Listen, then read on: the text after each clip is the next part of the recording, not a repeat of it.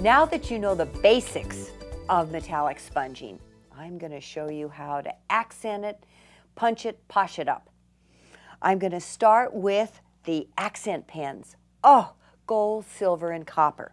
Now, one of the easy ways I use an accent pen is just to, let me just start, yep, it's going fine, is just edge a card. And it's easy to edge when you just do it off.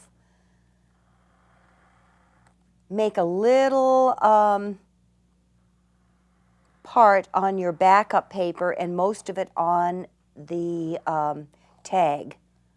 And as you can see, it can really pop up the edge of a tag. Of course, we need a center of interest, which, whoa, we'll talk about later. I mean, there's so much to talk about. Now, here's one that I have I took a stripe across it, and then I did lots of different lines, kind of platted my metallic lines with the accent pen. Now, I want you to look over at a board that I have done with a lot of accent pens on the tag, and you can see where I've enriched it. There I did a wiggle and then extra. Oh, I did lines and then added extra pens, and I just have to show you. Everybody asks me how I do this plaid. Just bear with me. I just need to show you this. Now I'm taking a regular ink. This is dye-based, and I'm taking black. Ooh, it's so rich. And this is a tag that's out of I can say it, Craft. Now, whoops. Now let me go the other direction, but I do need to spritz it a bit with, I'm going to take the mister, not too much, and then go back the other way.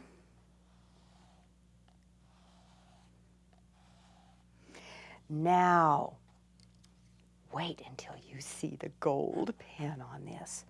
We're going to trace right down on the black edge, the black edge on the left hand, my left hand side, and the black edge here. Then go with the black edge again. Look at how that pops out, that plaid. Wow. So here's the basis and the background, just like I did the tag over there. Now, another way I like to work is with the rhythm. This is a watered down stripe, a wiggle, and I might take the gold pen and further enhance it and make it deeper and darker, going with the rhythm of the card. And then go to maybe the silver, and I might go right on top of that and do a silver line. I might go a silver in the opening and make an extra line there. It just is a great way to add more character.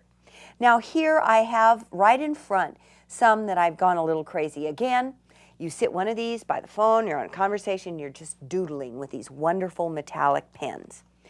Now, one thing, I'm always using enhancements over the top of backgrounds of metallic ink. And the one way I do it is to prepare my own backup paper. And here, that's what I've done. I have sponged along, like here's some sponging in two different colors that I've done. I now take a rubber stamp, an open image, and, emboss it in black right on that area, such as I've done the fish here. Then I cut them out, and then they can go, I Xyron them, and then they can go on backgrounds. So that's just a trick. I'm making my own metallic paper out of this. And I've done it on this frame the same way. This was a rainbow background to get those shells. Then there are scrapbook pages. I love to do those. First, before I show you the scrapbook pages, here is a board showing how I have done and finished off cards with those italicized paper backgrounds that I've done open images over. Now onto the scrapbook pages. I combine the pages here with Marvy. I just have 3 colors of pen, and there are more colors with the Marvy matchables, like the blues and different colors. So I'm wiggling metallic lines over black and embossing the look. My matchables are right up here. As you can see, they add to the pens in my collection. Over here, I've done straight lines. Great for on the border. I want to get that in the right light.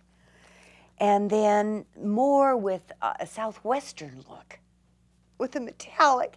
Do you see how your pages can be sophisticated? And I just have to show this Mardi Gras.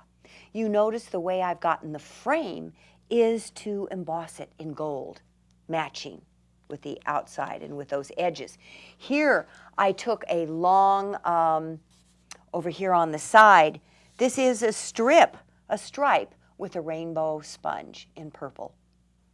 Now let me show you one more way, my favorite, and that is beads. Look at those bead enhancements. And I have to take a minute to show you how I build up bead designs. Now, I'll put this to the side and then bring up my beading equipment. I have something stepped out, but I want to show you what I do first. Let me clear this paper off so we have a pure look below. I've taken the outside or the outline of a duet stamp. It works perfectly because it's like a bold outline. It's not a wimpy outline, and you need a bold outline for this. So I've inked this up in a metallic color and embossed it on black paper, such as I've done here. It's all raised. Then I put this through the Xyron machine and get the back sticky and cut out the heart. I cut it out first, and here I have the cut out heart. Now, I take, let me pull up my crystal lacquer. And the other thing that I need is my tidy tray. Always have toothpicks close and pins if the top clogs. And this is for my backup beads, which I need to move a little closer to. Now, the crystal lacquer I'm going to put inside the line, always leaving the embossing line pure. You don't want to cover your embossing line. And I do the whole opening with the crystal lacquer. It does not matter what color you use. I like to use a color because it helps me to see where I'm going. I know that this, even though you don't see it too much over the black, when I get it on the silver, it sure shows up. So I stay away from the silver. Now, what I do with this is to put it inside my tidy tray and to pull. Ooh, ooh. Oh, it's so much fun. Let me get pink first, just for a change.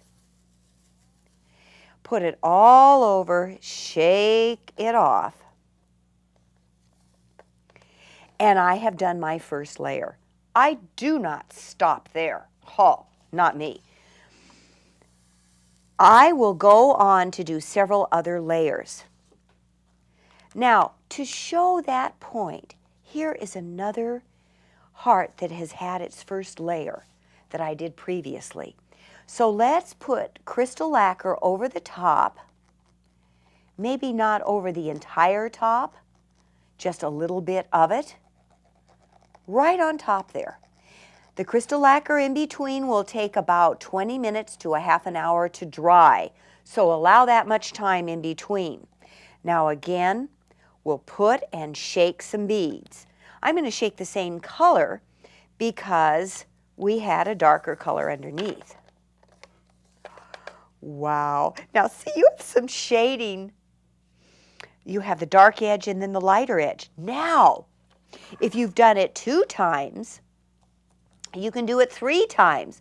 Look how standing this is with a highlight in another color scheme. Well, you can get higher and higher and higher.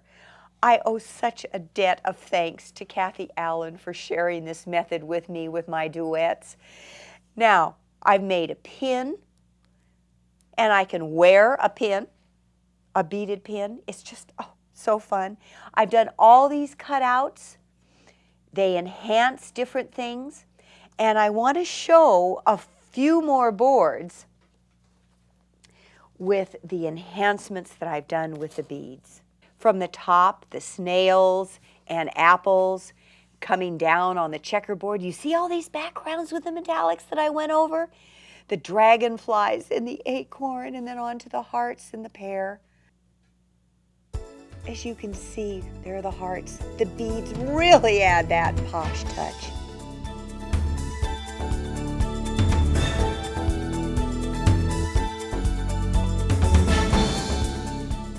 We've been working with a sponge on paper, but what is so incredible about these inks is that they work on almost any surface, like wood, for example. I'm so eager to show you wood. Starting with something that I showed on the Carol Duvall show, and that is a frame.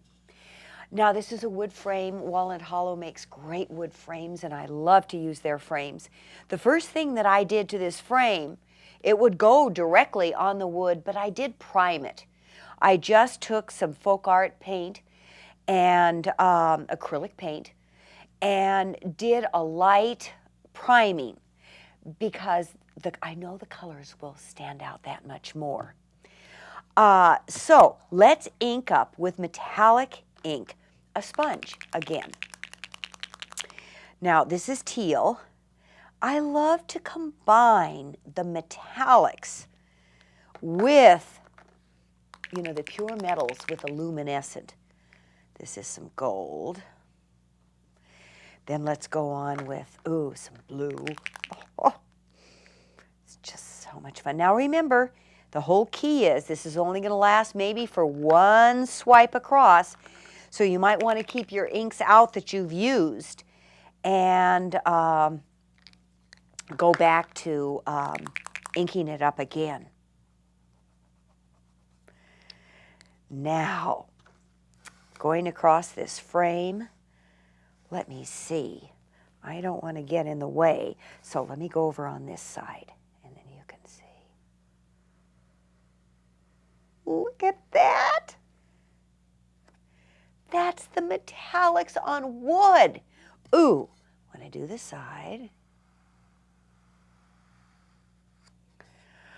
Oh, now, if I were to keep going, the frame with a little different color scheme would end up like this. But it needs that enhancement. So, here we have a frame, and we've done the beautiful colors of the luminescent with the silver. And I have taken balsa wood and metallicize the balsa wood, put the stamp image over it, and then cut it out very carefully with an X-Acto knife. Here's another example where I've done the rainbow color scheme and cut that out again of the balsa wood. On this frame, just to add one more thing to clarify, I stamped the image in pigment ink and embossed it on top of the balsa wood and then cut it out with a craft knife.